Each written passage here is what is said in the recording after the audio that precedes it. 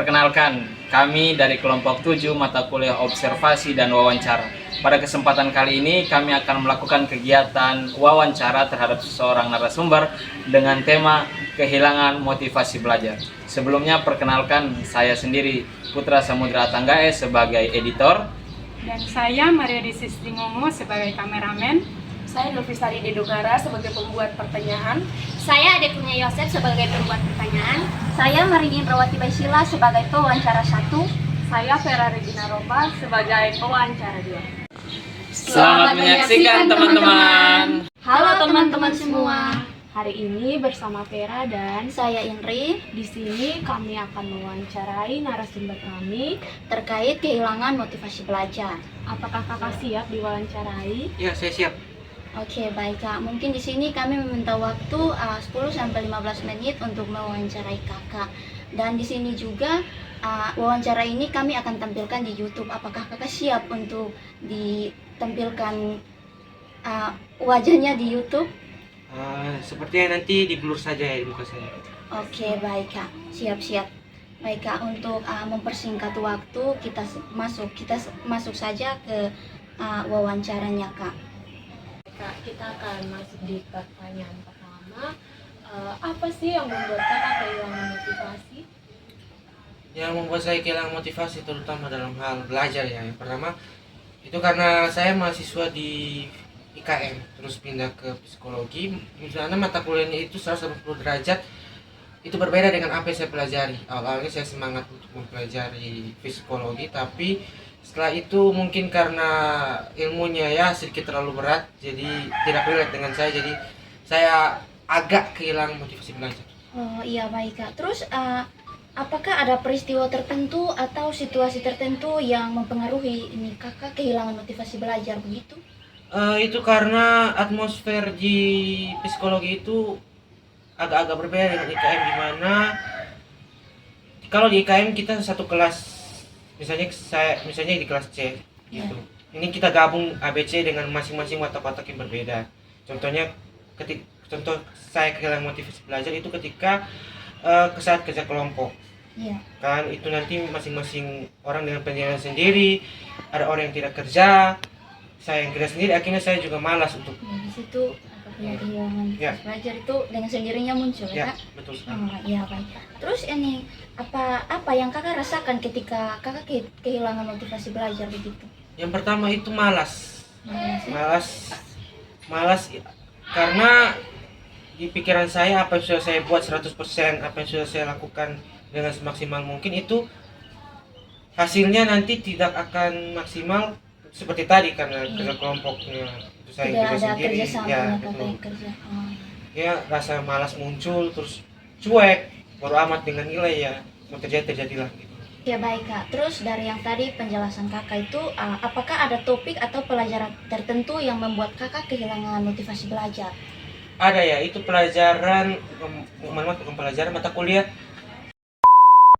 karena saya basic orang IKM, jadi agak berbeda IKM dengan psikologi, di mana psikologi itu lebih menekankan pada ilmu perilaku dan sampai disuruh beli buku yang tebal begitu ya. Iya. Baca juga Materinya begitu luas. banyak, luas dan sangat-sangat kompleks lah. Nah, tadi kakak sudah jelaskan tadi mengenai ini kakak punya kemalasan dengan ini mata kuliah yang kurang kakak sukai. Nah, apa lagi yang membuat ini kakak kehilangan motivasi belajar? Yang membuat saya kehilangan motivasi belajar itu ketika seperti saya katakan, ketika saya sudah mengeluarkan effort yang lebih tetapi hasil yang saya dapatkan itu tidak sesuai dengan effort yang saya berikan. Nah, kalau begitu, apakah kakak punya kayak tips atau trik bagaimana cara membangkitkan motivasi belajar kakak sendiri? Ya kalau saya ingat saja orang tua saya sudah bayar kuliah. Ya orang tua saya sudah bayar kuliah. Pontang-panting cari uang untuk bayar kuliah, jadi saya pikir saya harus berikan yang terbaik. Meskipun ada rasa malas sedikit-sedikit, tapi saya harus berikan yang terbaik juga. Kalau saya tidak berikan yang terbaik, maka IPK saya otomatis turun. Kalau IPK saya turun, itu nanti lebih susah lagi daripada mengatur mood. kedepannya nih kakak punya tujuan jangka pendek dan jangka panjang untuk belajar ke depan. Kalau tujuan jangka panjang dan pendek ketika dalam belajar itu, kalau saya belajar tujuan jangka panjangnya adalah saya ingin mendapatkan nilai yang terbaik, supaya bisa membantu saya dalam meningkatkan IPK. Terus kalau tujuan jangka pendeknya sih nggak ada ya. Oh iya, baik ya Kak. Lalu ini apa yang Kakak lakukan untuk meraih tujuan belajar Kakak?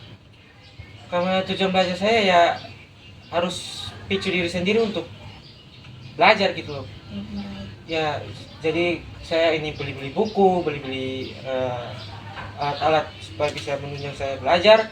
Saya hanya pikir saya sudah mengeluarkan uang di sini, saya sudah spend waktu di sini, jadi mending saya baca, saya gunakan segala fasilitas yang ada supaya bisa mencapai hasil yang terbaik. Cita-cita Kakak. Ya, betul sekali. Baik, ya.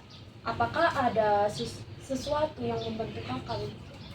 Dalam hal apa? Dalam hal belajar begitu Kak. Kalau yang membantu sih ya palingan musik ya. Kalau saya lebih fokus kalau ketika putar musik seperti lagu-lagu pop, saya lebih terbantu fokusnya daripada saya kerja diam-diam gitu loh. Diam-diam saya tidur. Jadi mending saya putar lagu. Oh iya baik Kak.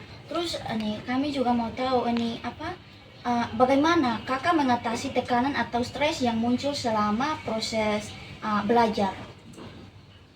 Kalau saya menangani ya. Iya. Kalau untuk saya begitu. mengatasi stres itu, pertama-tama saya kalau sudah merasa mumet dengan maksudnya pelajaran yang saya belajar, itu saya ambil take a break sekitar 10 menit, Iya. ya 10 menit saya dengar lagu, saya pokoknya membuat sesuatu di luar dari apa yang saya lakukan, yaitu belajar. Saya take time 10 menit, mungkin 15 menit saya dengar lagu, saya keluar berbincang-bincang dengan keluarga, habis itu baru masuk kembali. Atau kalau dari supaya saya tidak bosan dari awal, saya memakai teknik namanya Pomodoro. Ya, itu teknik dimana 15 menit itu fokus, 10 menit itu saya istirahat, 15 menit fokus, 10 menit saya istirahat. Begitu terus sampai sekitar 1 jam baru saya berhenti. Supaya fokus saya jangan terganggu. Apakah ada hal lain yang di luar tuh yang mempengaruhi motivasi belajarnya kakak sendiri? Hal dari luar, entah itu support atau apa? Palingan mood ya. Ya. Kalau di luar mungkin nggak, tapi kalau dalam diri ya mood ya. Karena mood itu susah dikontrol. Kalau udah lihat misalnya teman kelompok ya udah malas gitu, yang mood sudah hancur ya udah malas kerja, ya sudah tinggalin. Kapan moodnya naik kerja, mau kerja. Nah teman-teman, tadi kita sudah mendengar sedikit cerita dari narasumber kita mengenai motivasi belajar. Sekarang kita akan mendengar sedikit lagi patah dua kata dari narasumber. Apa sih yang mau dibagikan kepada teman-teman? Ya, saya ingin membagikan satu kalimat dari salah satu pebasket favorit saya, yaitu Stephen Curry. Dia pernah berkata bahwa jadilah versi terbaik dari diri Anda. Artinya, meskipun kita kehilangan motivasi belajar, meskipun kita malas untuk belajar, tapi kita harus tetap jadi versi terbaik dari diri kita. Tentunya versi terbaik itu hanya bisa dicapai ketika rasa malas atau motivasi belajar itu rasa malas dihilangkan, motivasi belajar kita naik. Dan juga salah satu kutipan dari Presiden B.J. Habibie yang pernah berkata, percuma kalau punya IQ tinggi kalau kita pemalas. Ya, seperti itu. Bagus sekali ya Kak untuk kata-kata yang diberikan kepada para penonton. Oke Kak, terima kasih untuk waktu dan kerjasamanya. Semoga apa yang kita bicarakan hari ini dapat bermanfaat bagi teman-teman yang menonton. Terima kasih teman-teman yang menonton. Sampai ketemu di video selanjutnya.